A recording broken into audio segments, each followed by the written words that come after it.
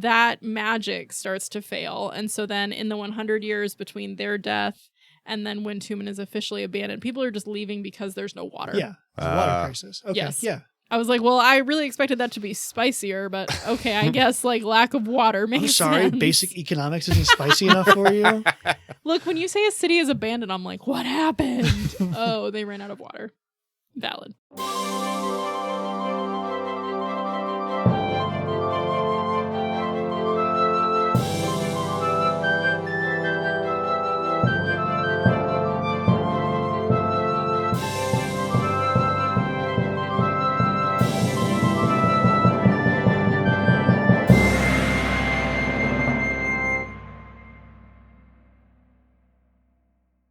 Welcome to the Tabletop Travel Guide, the podcast where we explore fictional worlds and civilizations right from the comfort of our own table. I'm Ryan, and I didn't really game. I guess I could say that we played a beta. Did we play since we last? Ooh. I don't know if we can mention it in the mainline stuff, but we talked about it. Yeah, we talked about it in the Patreon. So I played that. Yeah. What did we play? Are you allowed to even say what we played? I don't think so, really. Okay, we are under an NDA. We played a play test of a tabletop Yes. game. And then I guess my thing will be I finished Wave Kings. Ooh, yeah. It was good. Good. Nice. The Sanderlanche is real. The Sanderlanche was, in fact, real. I'm Tyler, and in our session, what did we do?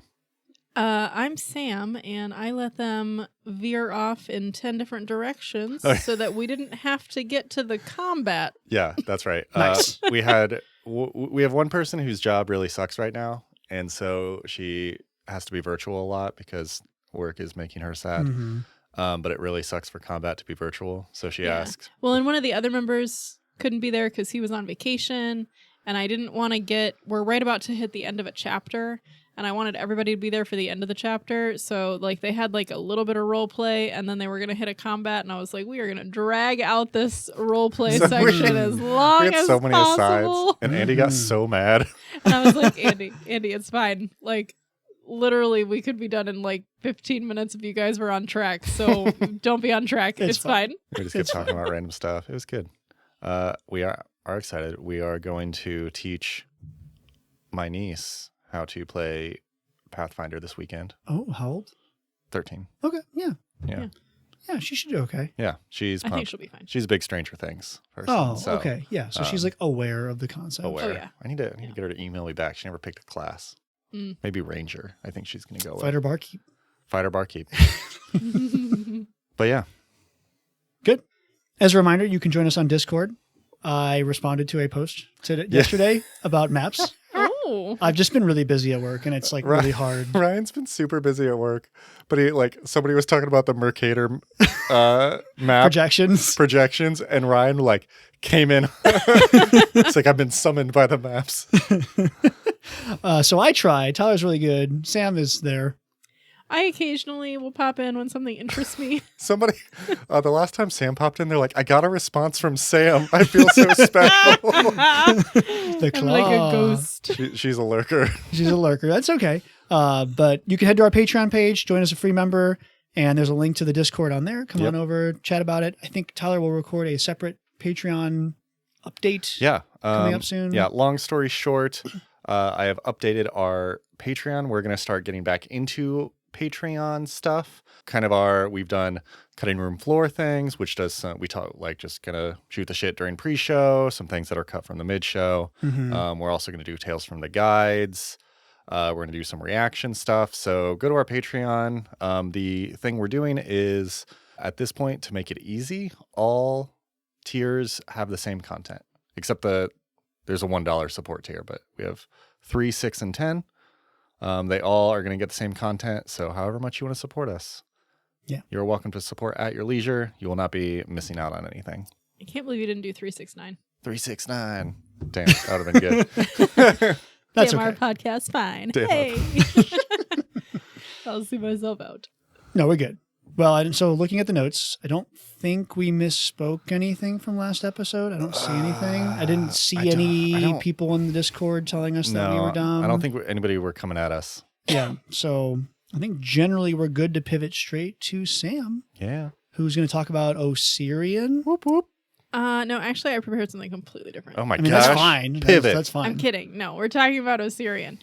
Before we get into it, my sources that I used, predominantly most of this comes from Osirion, Legacy of Pharaohs, which is the 2014 campaign setting. But then I did also check with Lost Kingdoms and the Lost Omens World Guide, just to make sure that there wasn't any conflicting information. It's nice when there's like a book about the place. Yeah. It's been a couple places since we had a book about the place. Yeah. I would like to preface that there's a whole book about this place.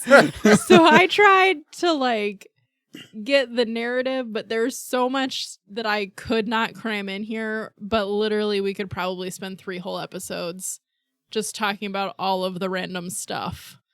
So there's plenty to go back to if we want to just do an Osirian deep dive. To get into already got to go back and hit I know. Shining Kingdoms again. I know, it's so bad. Stop. It's terrible. Stop taking pictures, Sam. We gotta go. This is the problem. This is only a 5-day cruise. No, I have to see another pyramid.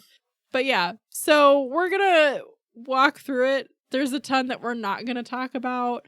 But bottom line is I want to do all the campaigns here. Great. And I have no campaigns to do here. So yay. Yay. Great. Are we ready? We're ready. Ready. Buckle up, kids. All right. We're going to start with ancient history. Yay. Way back. So Osirion has roughly 8,000 years of history. Cool. Perfect. So we're going to go way back to the beginning, friends. Historians of Osirion all agree that the kingdom was founded about negative 3470 AR Okay. Yep. by a tribal leader known as Asgard?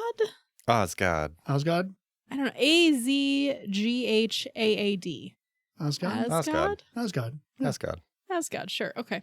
From there, the theories vary. So this dude founded it. We already have a point of divergence. Good. Immediately. Correct. The real history Ooh. of this, though, is Asgard was actually a pawn of a man who came from the West. Oh. Just generally The West. The West. Wait, that hasn't been fleshed out yet. The West. Like geographically or the West, or like the concept of the West? Well, when you find out who it is, you Oh, tell no. me. So this man presents himself with the name Nethys. Hey! He's got a website. He's got a website. So he presents himself to Asgard as this very powerful man, so human at this point, with violet skin and golden eyes, and he is just radiating divine and arcane power. Well, man, as a dude, I mean, cool. that's a flex. Yeah. It is. So naturally, Asgard is like, who is this gentleman? And he responds with lots of cryptic riddles. No one is surprised. But like at one point when Asgard is like, but what are you? He responds with, I am your god and your king. Well, I mean, also a flex. yeah. So What are you going to say to that? No? naturally, Asgard goes along with this because sure. And also because Nethys is going to give him power and riches and all of that. So he's like, well, that's cool. Yeah. Nethys does ask Asgard to keep his identity secret. He's just known as the God King, which is where we're going to get all those deviating theories, the right? I am your god king. Also, Don't tell anybody. my don't name. tell anybody about this. Don't pay attention to the man behind the smaller man. It's very Wizard of Oz here. He then tells Asgard how to unite the warring tribes of the River Sphinx. So the River Sphinx cuts through Osirion, and at this point in history, it's a bunch of tribes, and they're all mad at each other Great. for whatever Cool. reason. Like you do. So with Nethys' help, Asgard unites the people by defeating a behemoth scarab beetle Okay. Big old Nice. scarab. Scarab. that is called Lunat. Lunat. Hold on. Where? How do you? You Ulanat. Ulanat. Yeah. Ulanat. Ulanat. Spawn of Rovagug. Oh, well. I mean, yeah, you know. Dang. And he's been terrorizing this area for hundreds of years. I mean, yeah. That asshole. Person kills the giant scarab beetle of Robogug. Yeah. I'd follow him. Right, Yeah. right. Especially if it's been around for 100 years, or hundreds. That scarab killed my paw. My paw. And maybe lots of other people, but he's been like all over. So Asgard uses a terrifying display of magic to do this, courtesy of Nethys. And everyone is both terrified and impressed. So they all fall in line. Yeah, I mean, we've definitely heard of worse systems of government. Yeah. Right? Like, it's true. Biggest, strongest guy. Yeah. Kills a thing that's like terrorizing people. That seems valid. This is basically the land of the I know. Lion Kings. The land of the scarab beetles. It's true. It's true. So Asgard then founds the city of Sothis, named for the ancient Osiriani name for the North Star, in case anybody wants to know, around the shell of Ulanat. So they build their capital into the shell of the scarab beetle. That's pretty cool. Dang, that's cool. I like that. Yeah. And that's still there. It's free real estate. Today, right? Well, it like protects you from like the elements and things, and it's also a I'm here flex, for it. right? A private equity guy comes up and goes, I could develop that. You killed that. I killed that. I killed that. So Asgard continues to rely on Nethys until Sothis becomes a self-sustaining city, and Asgard himself is growing old. Okay. At this point, he finds that Nethys will no longer answer his summons because he's somehow risen to divinity. I mean, in this time frame. Okay, yeah. Huh. Yeah, it's just kind of funny. Like, hey, guy, what? New phone, who dis? New phone. Like, oh, that's like, cool. okay. But to repay the god of magic for all of his help with this, Asgard, as Osirion's first pharaoh, commissions the construction of a giant temple to the all-seeing eye, solidifying Nethys's godhood and instating him as Osirion's official patron. Cool. And this marks the beginning of the first age of Osirion. Okay. So did it ever specify how he ascended? It does not in this book. Interesting. Because, like, I don't know. I feel like I know of, you obviously have the Starstone. Yep. And you have, like, Aurori, who just, like, perfected him his own way into godhood. I don't know. Maybe it was just like, build up a city, play Sim City, and then you'll become a deity. I mean, that's the dream, right? Yeah. No, but like literally the book just says like he stops answering the calls because now he's a god and like does not say how he got there. He just knew so much. Yeah. He posted that website.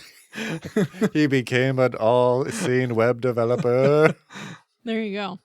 All right, so we're in the first age of Osirion. Nice. We made it. We're a country. It's going to be great. Nothing can go wrong. Nothing. Absolutely. This is going to be totally fine for 8,000 years. Yes. So after Asgard, a queen known as the Naga Pharaoh comes to power Like that. in negative 3412. So each of the pharaohs has like their pharaoh title and their actual name. Some of them I get the actual name from in the book. Some of them they just have their title. We'll use both. The pharaoh titles are more fun though. Yeah. Sure. So I'm going to start doing that you should. for myself. I'll think of a name. So we have the Naga Pharaoh, right? She's in power. So at this point, Nethys is just weird. I don't really know how to explain this behavior. So through his scion, You don't have to defend him. he sends haunting visions and nightmare prophecies to the Naga Pharaoh. And like it's supposed to be like kind of like a warning of like don't mess with magic too much. But like what happens is she in my clinical opinion gets some PTSD from like, all this stuff. And she goes into a destructive rage and sends the country into a downward spiral for a brief period of time. And then she actually dies destroying Nethys's temple in Sothis. Dang. Look, there's a reason why the like mail of the post office doesn't send like dream messages. Many reasons, but like Nethys, I haven't slept in 3 weeks. Yeah. What did you think I was going to get out of that? Like, warning taken, buddy. Man, maybe it's like one of those things where he sends the prophecy, but by sending the prophecy comes true. If he didn't send the prophecy, it wouldn't have happened. I just think that Nethys probably was up, like way in his own head. Is like, I will send an image of a giant beetle biting the head off of a naga, and she'll get it. Yeah. And she something. didn't. So luckily, what Nethys takes away from this is that he should have a more hands-off approach in managing his empire. Ooh, no, I got it. He's the GM who's trying to get his players to do a puzzle, and they just are not Yes. getting it. And instead they burn it down. Instead, they burn down. Whatever. I cast Fireball. I don't care. Yep. Yes, that's what happens. Yeah. But he, he's like, okay, well, maybe I'll take a step back. Okay. Which is probably for the best. When they rebuild this temple, though, they include a spire dedicated to Asgard, and they really try to downplay the Naga Pharaoh and her impact in early history. They're like, oh, let's just erase that one. Skip that. For several centuries after this, there's lots of ambitious pharaohs that rule over Sothis. They commission the construction of other settlements and tombs in their own honor. They're basically carving out this whole region in northeastern Garund and beyond in the form of titanic pyramids. We've got monolithic spires and sprawling underground crypts. Cool. That's cool. The next kind of major plot point in their history we've already talked about, because the next big thing that happens is the Pharaoh of Forgotten Plagues helping to defeat the Jiska Imperium. Oh, nice. Yep. Yeah. And we've already talked about what that looks like, so I'm not going to go like super far Yep. into it. But right after him, he is destroyed by the Song Pharaoh. Ooh. Okay. Bard Fun- showed up. Fun name. And it's through You're short, motherfucker, and nobody likes you. she's generally seen as a positive pharaoh here Okay. in history. And this is where Osirion reaches its peak of power in the First Age. Nice. Oh, we're still in the First Age. Okay. Yeah. Oh yeah, Cool. we're still several hundred years, but we're still in the First Age. The establishment of this city, Shemin Shek, is heralds an unprecedented boom in arts, technological advances, cultural milestones. That city is still there today. Nice. At this point, Osirion controls vast territories throughout much of northern Garund. This is when they're huge. Yeah. Ultimately, this does not last, though. The Song Pharaoh is murdered by Boo. her assassin successor, I think it's a man, named Jatridi the First. In Assassin successor. Yeah, that means he kills her and takes power. Yeah. Yeah. Can you do that? Yeah. I mean, in this case, I guess. Why not? They didn't have a better form at this point. I mean, she might not have had any heirs or That's fair. anything. We also don't know if Jatridi was related to her in some way. Yeah, Yeah, it could have been possibly. like cousin or Yeah, brother. that could have been somebody else. And That's they fair. don't give me the genealogy of all of these. Give me the family tree. pharaohs. Of the It could have also pharaohs. been like another noble house too, like Yeah, that yeah. type of situation. So he murders her in negative 2999. And he brings about an end to this age of prosperity by being the first in a long line of crappy rulers. Love it. Boo. Yep. Gotta go down before you go back Gotta up. go. And they're all, I'm assuming, related to him because we have a lot of Jatrides in this time frame. Notably, Jatridi the Fifth, called the Insatiable Pharaoh, ordered his legions to raid no fewer than half a dozen of Osirion's previous emperor's familial tombs. That seems rude. It does seem rude. And he, outfitted himself in all sorts of pillaged jewels and threw all the mummified corpse of his forebears into massive pyres. That's not great. She's saying it's a bad thing. Nethys, you pivoted too far. Come back a little bit. Come back. Steer that one. More hands, please. More hands. You went too far.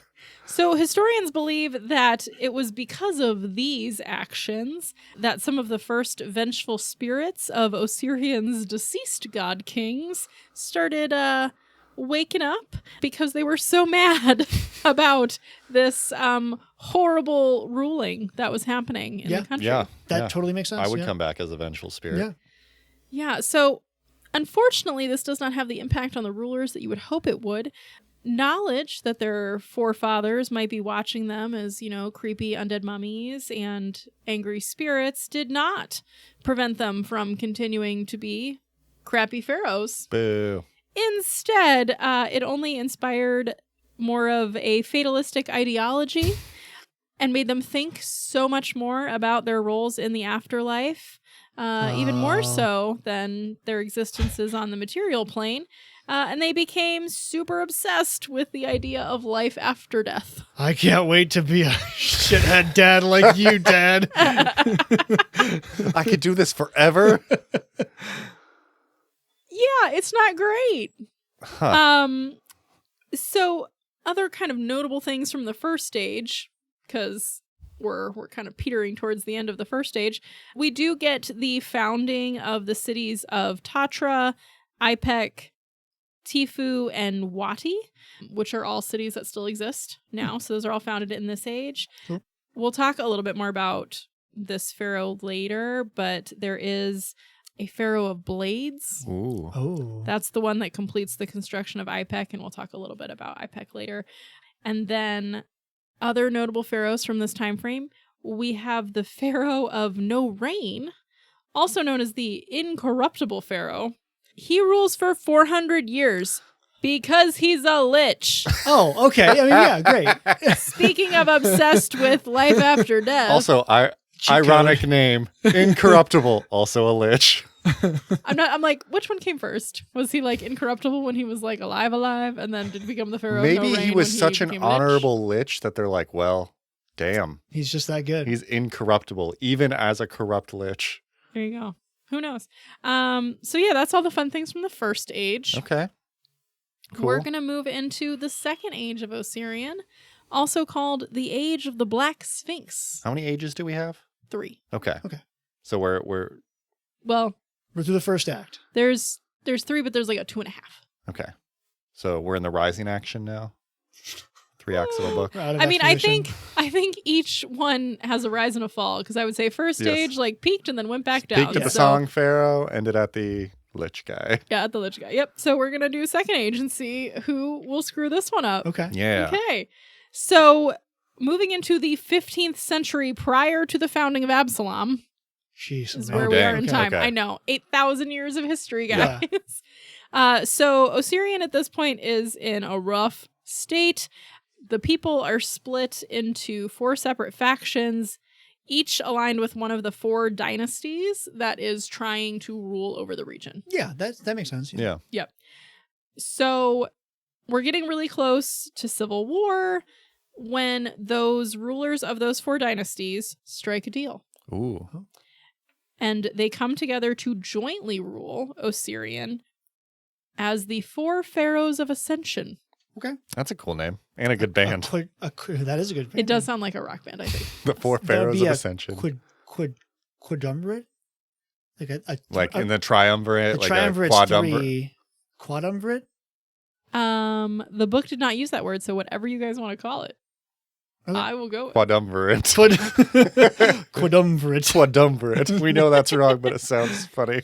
So the interesting thing about this is they all make a pact that if any of them betray the others, they'll all die.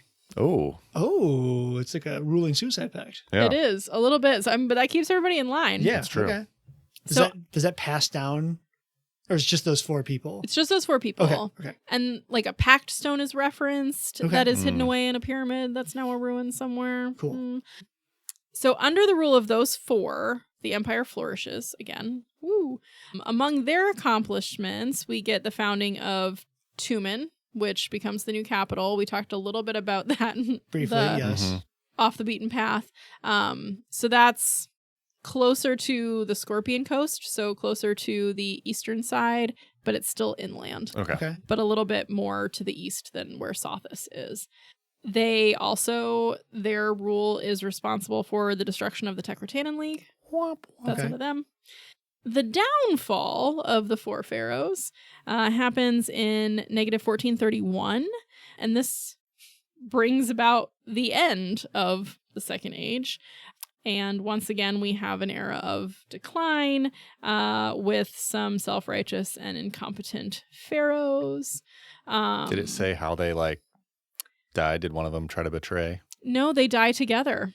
Aw. So part of the pact is that they lead together, they die together. So they didn't betray anybody. They They just all died of old age or something. One of them dies. one of old them age. died. This is where you got to pick your people based on who's gonna live the longest. I'm gonna get the elves. Right. So it sounds like they end peacefully. It's not like anybody murders anybody, Yeah. but Yeah. in the end, the 4 of them are all dead because they made this pact together. Sure. That's fair. So that's unfortunate. Tumen is abandoned in negative 1334, and Sothis is reinstated as Osirion's capital. I did find out why. So interestingly, the 4 pharaohs of Ascension used some really high level magic to bring water to Tumen Oh, that's purified and everything. Ah. So that magic starts to fail. And so then in the 100 years between their death and then when Tumen is officially abandoned, people are just leaving because there's no water. Yeah. It's a water crisis. Okay. Yes. Yeah. I was like, well, I really expected that to be spicier, but okay, I guess lack of water makes I'm sorry. sense. Basic economics isn't spicy enough for you. Look, when you say a city is abandoned, I'm like, what happened? Oh, they ran out of water. Valid. So then Sothis becomes the capital again and stays the capital through the rest. We also in this time period have the exiled necromancer Geb exerts his influence Yes. into Osirion's Is- southernmost province. Golarion straight man. Wait, so is he exiled? Was he Osirian? He's exiled from Osirion or exiled from somewhere else? He's exiled from not from Osirion. Okay. From To somewhere. Osirion. To Osirion. to this chunk of land that the Empire eventually cedes to his control. Okay. So, wow. So Not they a basically problem. control that far south? Yes. Where Geb is now? huge Dang. at this point. Osirion's Yeah. huge. Yeah. Okay. Yeah. So at this point, they did have that. Geb, where did you come from? Squatters' rights. Yeah, we don't get into that, but yeah. So I don't know when we get to Geb if we'll find out if there's other. I'm so Oh, ready yeah. for the- There's a book for that Osiriani one. thing. Yeah, things. it's goofiness. So that's negative 929 that happens. So that chunk of land goes bye-bye. And then in negative 841, we have the recently conquered lands of the now defunct Tekratanan League fall into barbarianism after the Osirian governor of Thuvia is assassinated by one of his favorite consorts, which I just love that. we didn't talk about Love how that. we got assassinated. So at this point, this is when Osirion basically cedes control of all the land west of the Juneria River. Yeah. Okay. Because the pharaoh at the time fails to send a new governor. Look, So busy. This has happened so many times in history. It's far enough away. It's like, well, Eh, I just feel like whatever. the problem is they're so huge Yeah. at this Yeah. point that it's you can't keep all of these things moving and effectively stay on top I of think it. that happened in one of the Western U.S. states. Like a Mm. governor died or got voted out or something, and they're like, well, we'll get someone out there eventually. Whatever. yeah. So the other important part about this time period and kind of when we start to see the decline, we have to talk about the Kelishite interregnum. Ooh, Interregnum. Isn't that a fun I word? is a love, fun word. I love me an interregnum.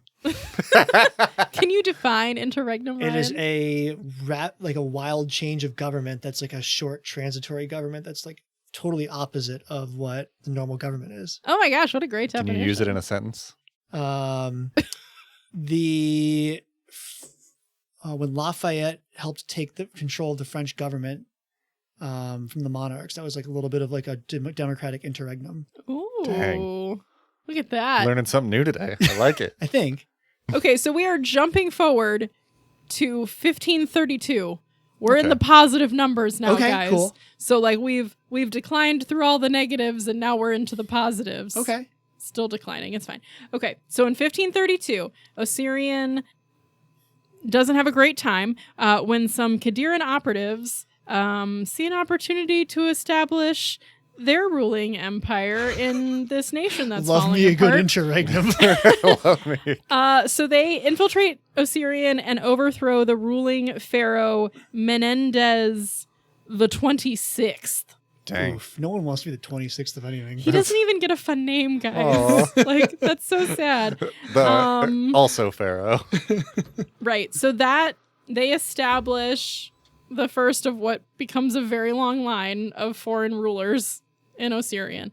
For 700 years, Dang. Kadira's satraps Yeah. Satraps, yeah, Satraps. rule Osirion from their capital, and they just put royal viziers in Sothis to handle the Okay, local yeah. affairs.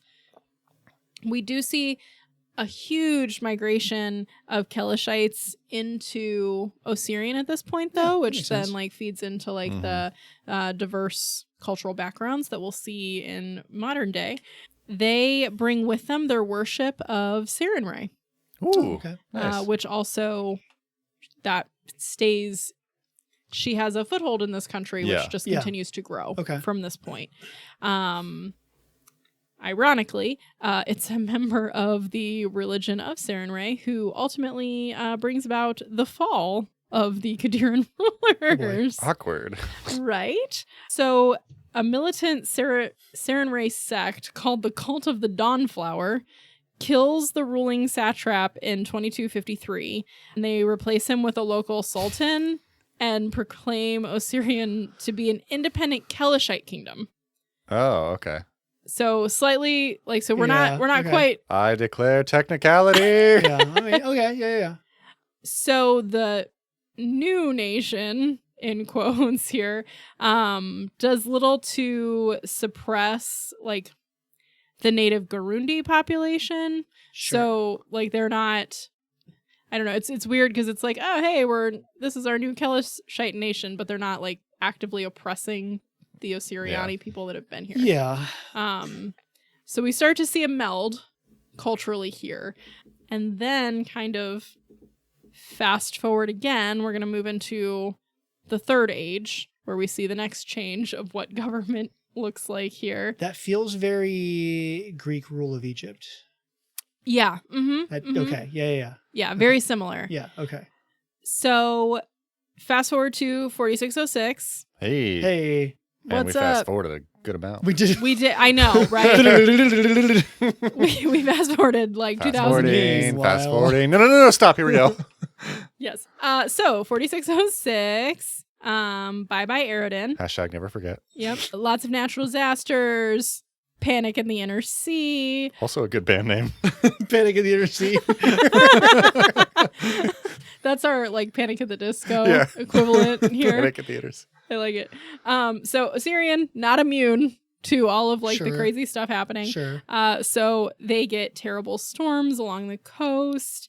All of the major rivers in the area flood disastrously. There's food shortages because of like all of the flooded fields. The current ruler at the time and his family are killed in a massive tornado Brutal. Oh, damn. that like Brutal. devastates Sothis. Like, it's rough. So then with no clear leader in place, members of the native Garundi organization, which is called the Children of Wadjet, they seize power on behalf of a Garundi cleric of Abadar from Absalom, simply known as okay. Haroun of Abadar. Abadar saw an investment opportunity. Abadar showed up with venture capital. So this group claims that Haroun is a direct descendant of Asgod, Hey. the first pharaoh of Osirion. Okay, sure. And his family has just been living in exile Mm-hmm. for 8,000 years. I'd like to see the papers on that, please. Yeah. Prove me wrong. Here's 100 gold. Checks Papers out. look great.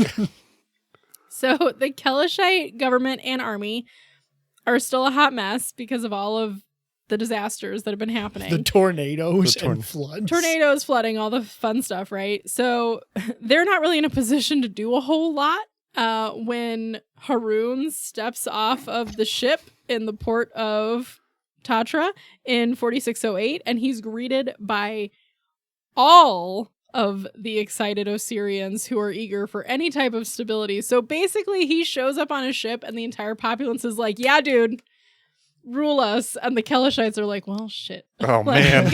We have nothing to combat. He's got popular this. support. I'll vote for literally anybody who stops the tornadoes. Yes. Right?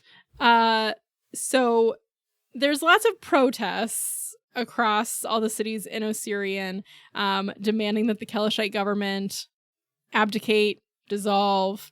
But it's not, so that does take some time. So it's not until Haroon sails into Sothis, flanked by hundreds of obedient crocodiles. What? I mean, yeah.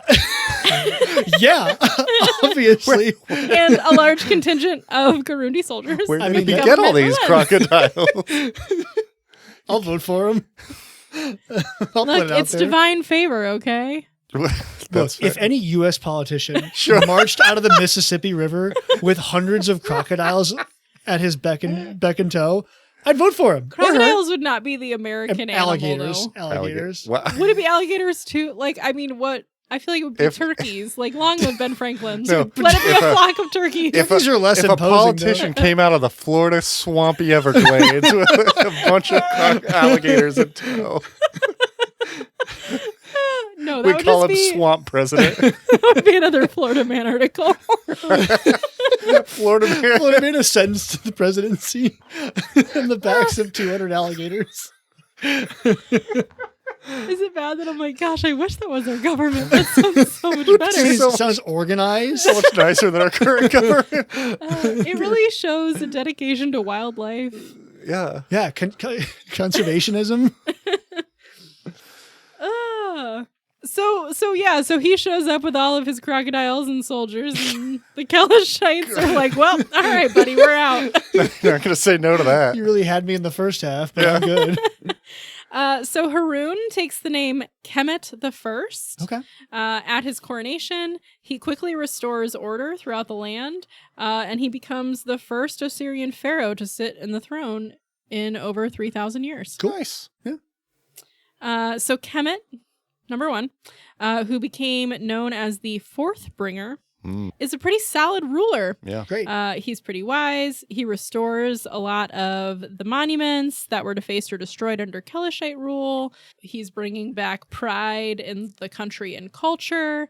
He also decrees that there should be no retaliation against all of the Kelishite Osirians who still live in the country, Man. Nice. All right.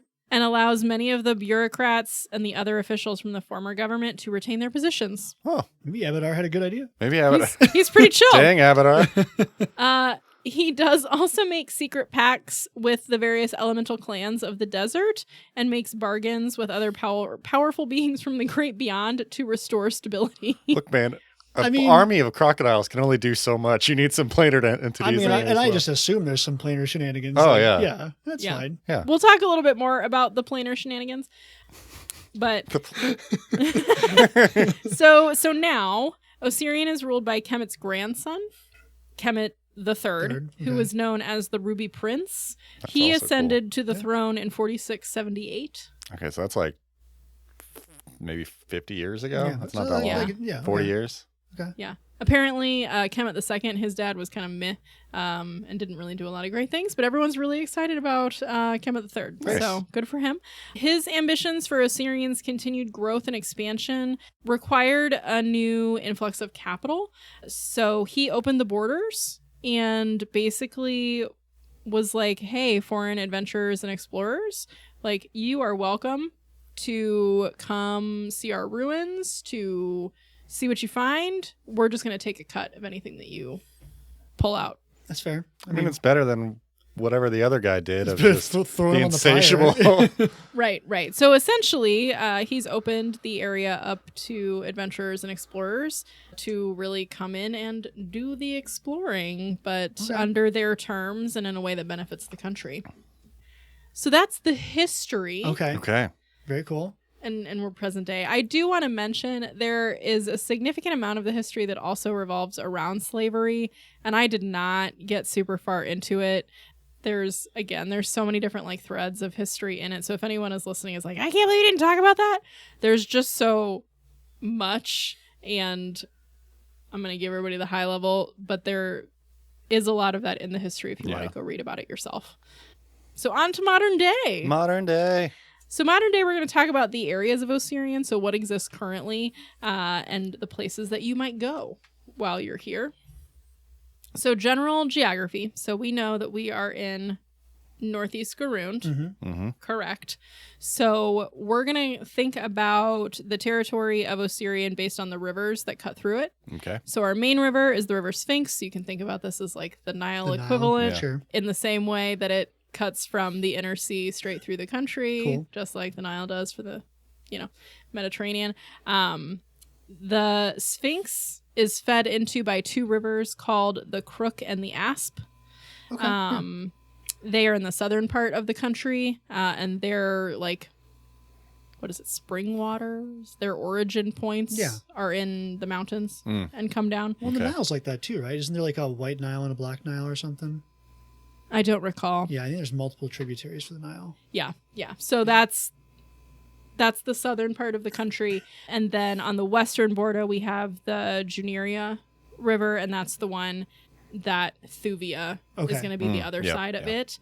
And then the Scarab River offshoots from the Juneria and runs along the southern border of the Osirion Desert. So those are kind of our main water sources. And then we have the Obari Ocean to the east. So that's the eastern coast there. And then on the other side is Kadira. Okay. Okay. All right, everybody understand where we are? Yes. All right, first, lovely area. We're going to start with areas you would be least likely to go to most likely to go. Cool. So we're going to start in the Brazen Frontier. Okay. So this is the southern part of Osirion on the border with Katapesh. It's named for the Brazen Peaks mountain range that splits the two countries. Okay. So the Asp and the Crook both find their source in these mountains, and that goes down into the Sphinx River. This area is mostly known for savage gnolls. Oh. Okay. Or Colo, as they are now called. Cool. Oh, that's a good update, because that wasn't in my newer books. Yep. There are land routes through the mountains, but due to the dangers, most trade goes over water. Fair. Yeah. The only major settlement in this area is Ipek. So we briefly mentioned that earlier. There's a few smaller villages and settlements, mostly human, and then the sand dwarves, who we talked a little bit in Off the Beaten Path. But Ipek is where the Pharaoh of Blades made the push into what is modern day Katapesh and raised a fortress there. Ooh. Ipek was the Pharaoh of Blades' base during the subjugation of Katapesh. And then when Katapesh became its own nation, Ipek became a defense stronghold against the southern neighbor. That makes sense. There. So it's a strong military Sure. settlement. It's unfortunate that this area is so perilous with all of its creatures and uninhabitedness, because the land at the base of the mountains is actually super fertile and the land trade routes would be great. Dang. But no one has invested the resources to try to tame the area, so it remains fairly uncivilized. Cool. Come on, Abadar. Yeah, come on. There's money. There's There's money money to be at the made. base of the... There's always money in the Brazen Frontier. Money in the banana stand. All right, our next stop is an area called the Footprints of Rovagug. Well, that Oh, doesn't boy. sound great. These are volcanic badlands in the southwest part of the country. They are named the Footprints of Rovagug for the hardened lava flows that are like huge and wide, and like from an aerial view that I don't have, they might look like footprints. That's cool. There are 2 active volcanoes, a lot of monsters, and not a lot of civilization. Yeah. This area is home to the Aphet Mines, which we talked about, Yep. and Tar Kuwata, which is the Monastery of Aurori that we talked about. And then randomly, a village called Djeneg? Sheneg? Yeah. Which houses mineral springs that are a retreat for the nobility. Of course. So there's some mineral springs out here. The nobility thought they were cool, and then this settlement has popped up, and that's really the only piece of strong Sure. civilization out here. Sure. Perfect. So that sounds fun. All right, next stop, we're going to move on to the Osirion Desert. lots of sand in the desert. Oh, it's so sick. I hate sand. Oh, it's coarse and gets everywhere. This is the bulk of the country. Oh, man. Central and the northwest area.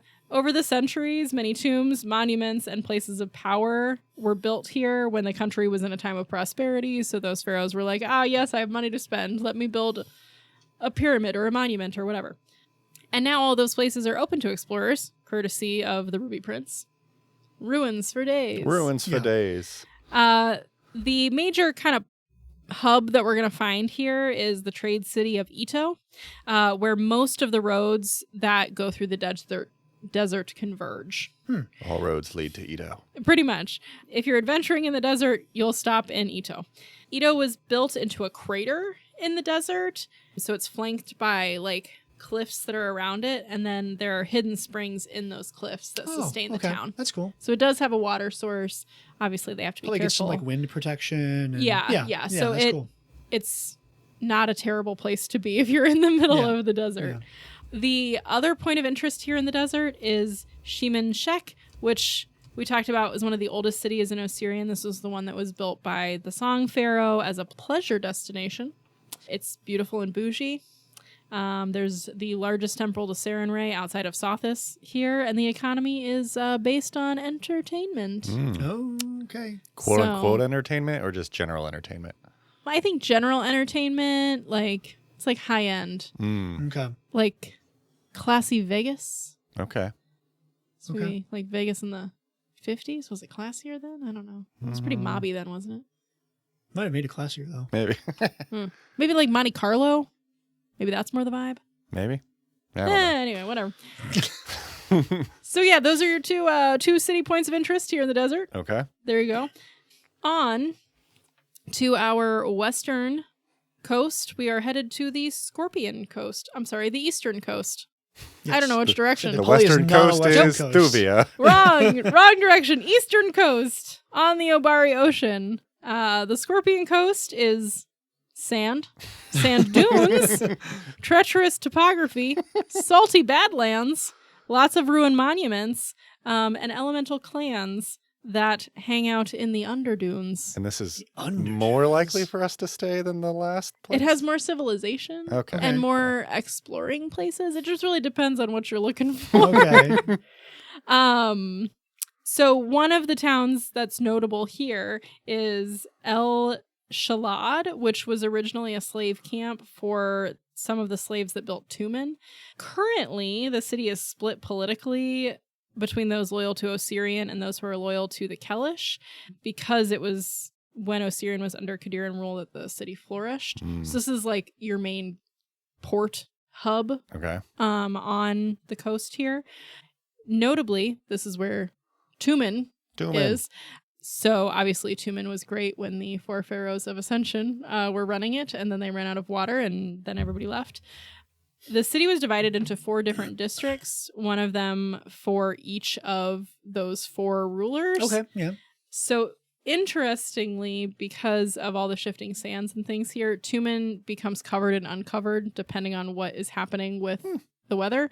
So you might be able to find it or you might not, which is kind of a cool thing. Yeah. But because this is where the 4 pharaohs of Ascension were based out of, there's more monuments and like pyramids and things that they built in this area as well.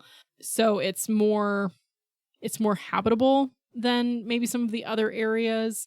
It's mostly the weather part and the sandstorms that are what you got to watch out for. All right, on to the lovely part of Osirion, the Sphinx Basin. Cool. So this is the heartland of Osirion, through which the Sphinx River flows. Capital of Sothis is on the river in this area. Sure. But because we have river, we have farmland, we have fields, we have where Does everybody the gets their Sphinx food. flood and stuff? Yeah. So I mean, cool. think about it like the Nile, right? Cool, Like it's cool, going to cool. irrigate That's cool. and things like that.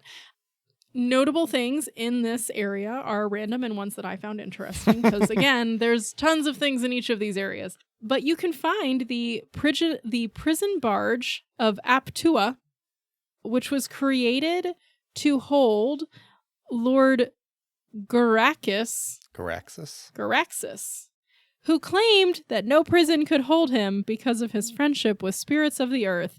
So this prison barge has been floating in the Delta for 3,000 years. Hell yeah. What?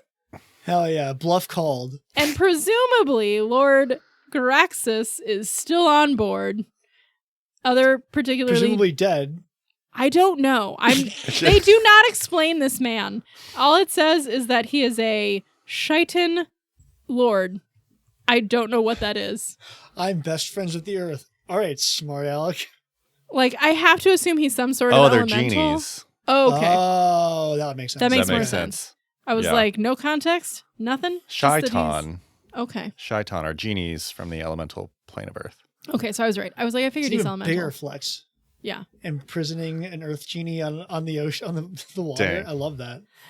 So they do send other dangerous criminals here as well, but the Ooh. prison is like maintained by like the order that maintains it, and their like lips are sealed. So presumably them and the Ruby Prince at this point are the only ones who know who's actually on this barge. Oh, dang. Osirion Alcatraz. That's horrifying, but kind of cool. I just love that it's just like in the Delta, just floating around. That's cool. I like that. Other notable cities that we might go to. Tifu is here. It is located in a marshy part of the River Sphinx. Lots of reeds grow here, so papyrus is the big industry. As such, this is a huge hub for scribes and learning. It has one of the largest libraries Okay. in the Inner Sea. The other notable place of interest, we have Tatra, which is the second largest port after Sothis.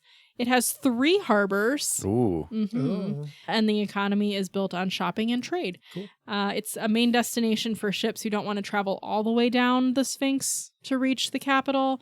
Big for trading of antiquities. Tatra suffered the most under Qadiran rule as far as like destruction of like buildings and things like that. Like their monuments and statues, lots was torn down. So there's been a lot of modern work done to return it to its former glory. Cool. Nice. And then obviously our main location here is Sothis, the capital city. So this is where the Pharaoh's palace is. Notably, we also do have a council, the Council of Sun and Sky. They were created by Kemet I, and this group does the heavy lifting of the government. Cool. I think someone finally figured out that like one dude cannot possibly keep track of everything that is happening in the country. I already lost Thuvia to 1. Right? Yeah. Like somebody... Again, I'm like, I feel like Kemet has his stuff together here. Interestingly, some fun facts. In the city, we also have the Risen Guard. Not all who die in the service of the Pharaoh are gone forever. The Risen God are the Risen Guard are the elite bodyguards of Kemet's dynasty, and they distinguish themselves by meeting an early death, defending their charges, or willingly sacrificing themselves to prove their loyalty, and then being raised from the dead. Oh. Yeah. I'm here for Okay. it. Yeah. Even in death, they serve. Okay, that's cool. Yeah. That's Yeah. cool.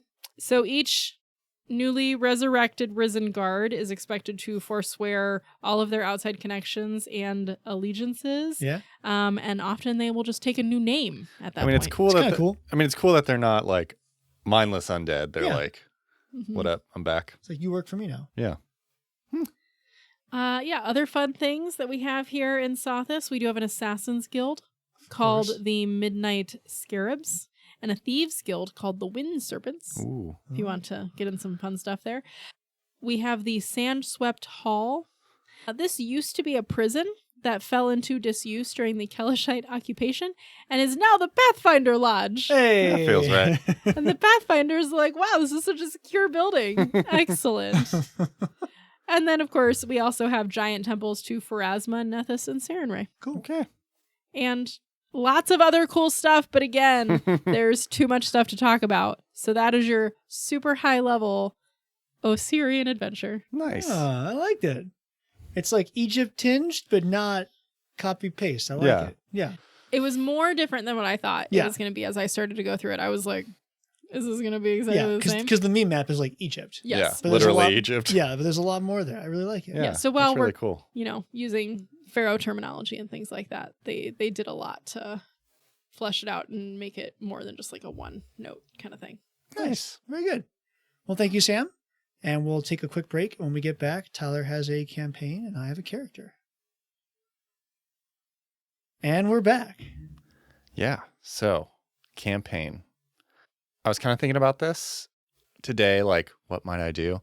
But I kind of like something you said about the Ruby Prince and kind of opening up a lot of the tombs to adventuring. So, my campaign is going to be in Edo. Okay. Since you said that was kind of like the center point of a lot of the roads that go around to the different tombs. But we will not be adventuring into the tombs. We will be Osirion anti-adventuring group. Oh boy. So our group is, it could be altruistic, like, you're desecrating our lands. It could be self-serving, like, we don't want to cut, we want all of it.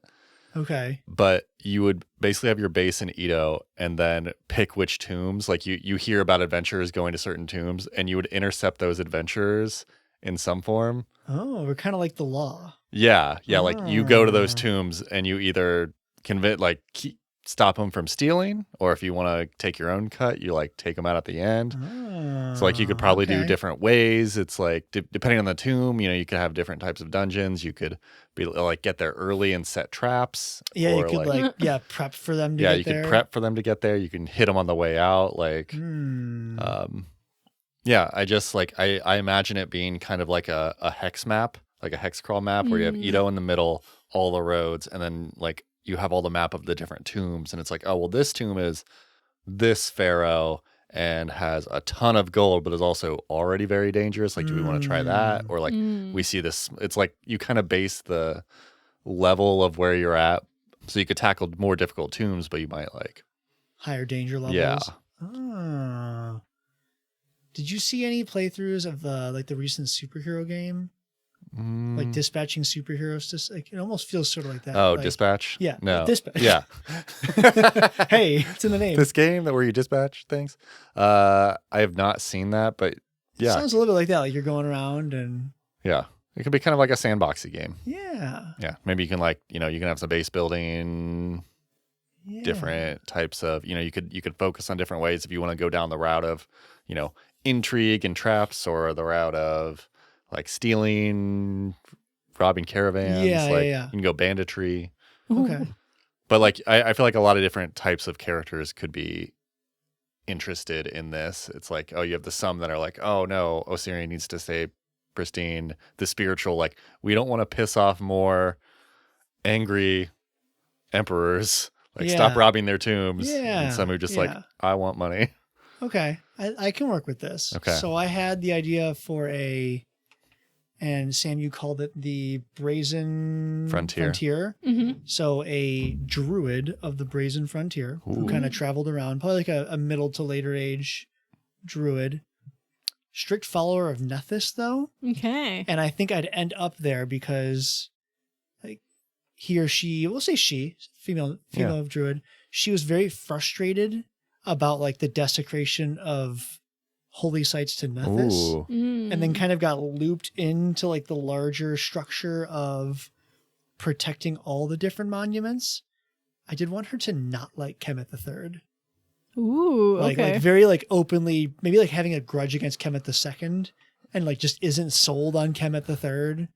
What? Well, that'd be kind of perfect too, because, or maybe she's protect the things, but also Kemet's not going to get the money. I'm going to get the money. If there's money to be had, if there's cut to be had, I'm taking it. Yeah, Nethys could use that money. Kemet doesn't need that money. Kemet sucks anyway. Yeah. It costs a lot to host a site.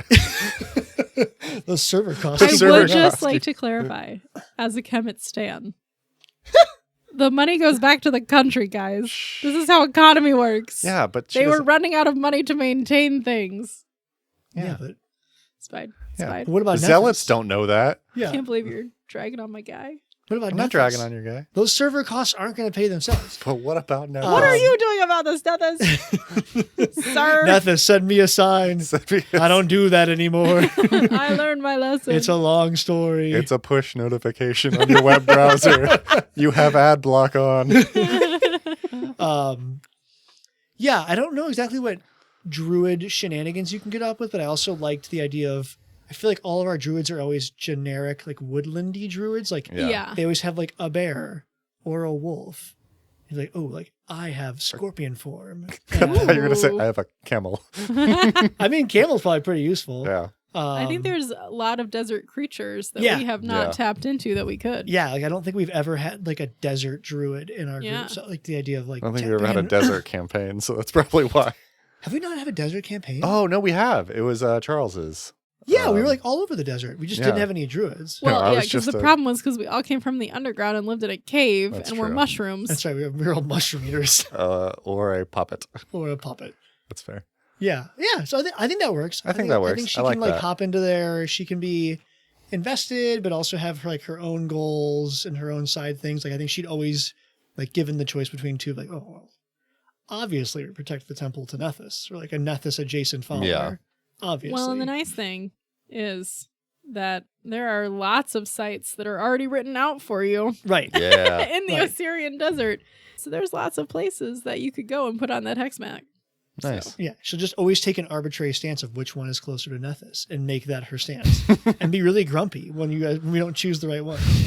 And like, she doesn't say that's why. It's just like, I picked that one. Why? Because that's the best one. That's to the right choice. What do you- Obviously, yeah. What? Like, guys, we could just go to Lamashtu's flower. You know, I don't think anybody's I don't like standing that Lamashtu. symbology. Mm-mm-mm-mm. Is there a lot of gold in it? Maybe we loot it. Maybe that's when we It's- loot. Maybe that's when you're like, the adventurers can take that one. Well, it's a temple to Lamashtu, centered on a sacrificial altar and studded with the desecrated shrines of other gods and long dead pharaohs. Maybe we burn that one down. Yeah. So there you go.